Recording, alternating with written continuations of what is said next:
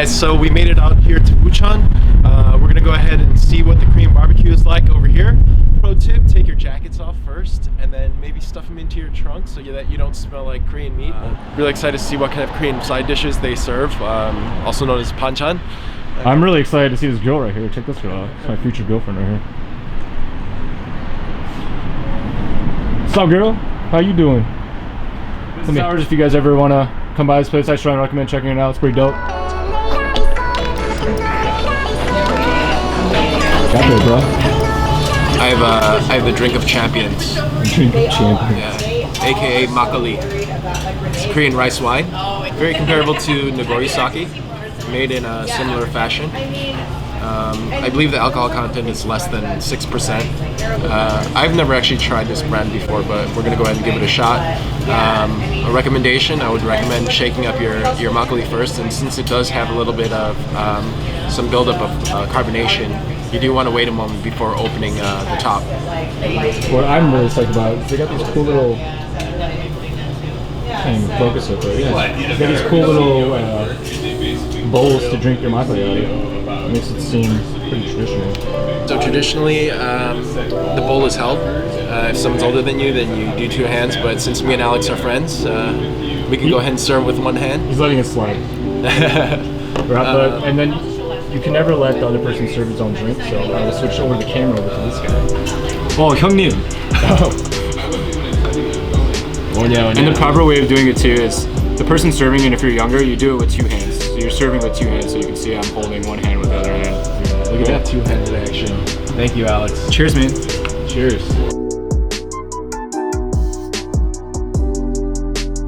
Cheers, bro. To a good dinner. Second episode. Woo Chon. And then if you watch our last episode, banchan again. You know, banchan is just a bunch of side dishes that Koreans eat with like every meal. So it's a bunch of little, different types of vegetables, but each thing sort of complements what you're eating, especially with the meat. Oh, hey, thanks, bro.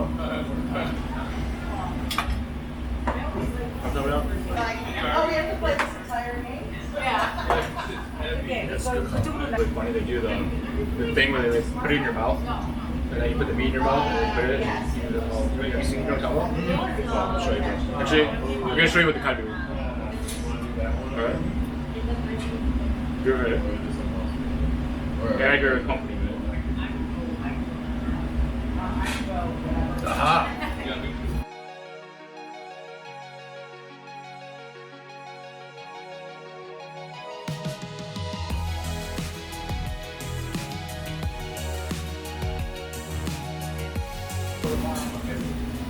Look at that. I'm excited for this. Me too. But you know, you gotta start off. You gotta start off. You know, take it a little easy. You know what I mean? One of the great things about Woo Chon restaurant is that they're one of the few restaurants that still use an open charcoal grill. This adds a little bit more taste to the meat, and it's a little added component to the whole Korean barbecue experience.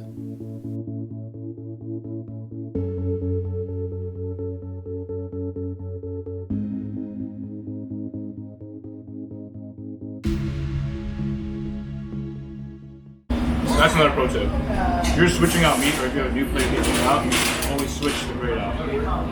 You know how you play it, Ow! That's hot.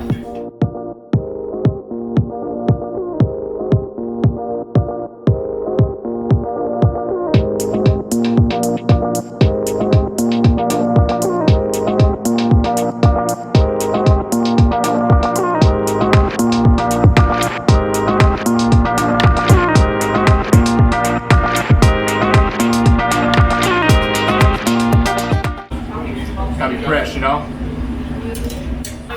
Yeah, it's really hard to get nice service in Korean restaurants. Yeah. Just like very motherly, and which I really like. I'm looking at all you Korean restaurants in the United States. Step it up on the service. No, just be nice, man. Like, you know what I mean? Like, you don't have to be rude. Like, most Korean places don't throw dishes at you, you know what I mean? Like especially when the banchan comes out, they just like dish it out.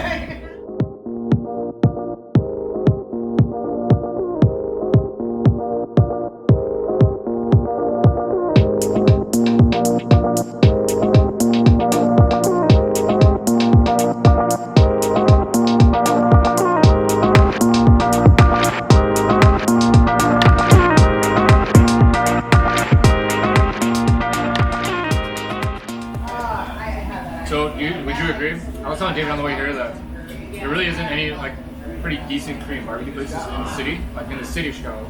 There's maybe one or two like it's in the suburbs that are pretty good, but in the city there's really not that much.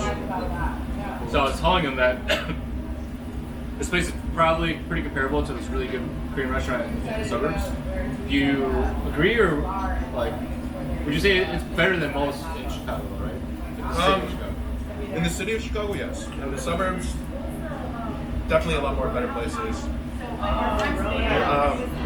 But you know, it's different because Koreatown is located in the suburbs. And we predominantly had most of the Korean people living in the city from the 80s through the 90s. But you know, once they retired and had their kids go off to college and what have you, everyone moved up to the burbs. And with that, so did all the businesses. I think a lot of like the first generation Korean people, a lot of the businesses were in Chicago and they made their money.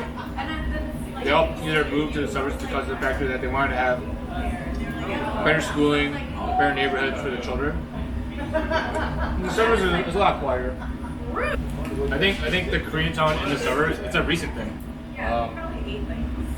Because I think for a long time, dude, Koreatown didn't really exist in Chicago. There was no real community. The city of Chicago is also not, certain places are also not the safest places. And I feel like the first generation Koreans that did come here, they didn't live in like nice places in Chicago. They lived in like, Not at all. sort of like the bad places in Chicago. Most of the Koreans, well, the first generation of Koreans that came here lived off of Orange Street, which is the old Koreatown. Everybody was supposed to spread out, but so in the suburbs is Niles now. Niles is where it's like there's real community.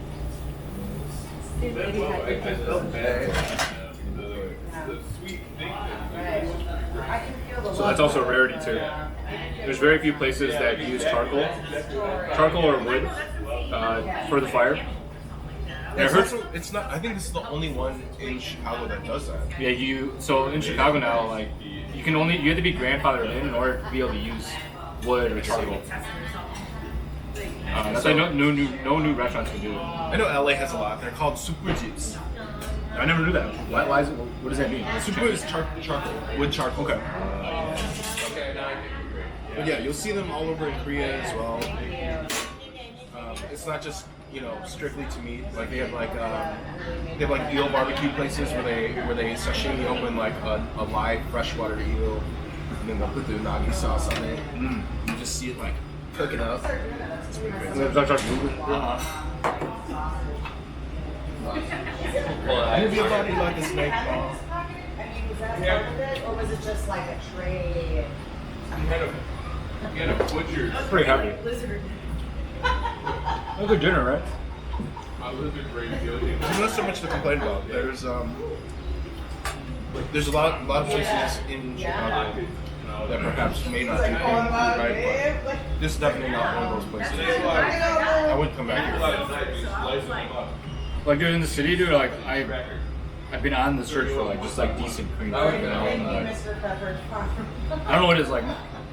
I think ever since like I moved out of my parents' house and I've been on my own, like I never really ever cooked Korean food at home. So I need to have Korean food at least minimum like 2 or 3 times a week. It's a must. Korean food takes a long time to prepare, right?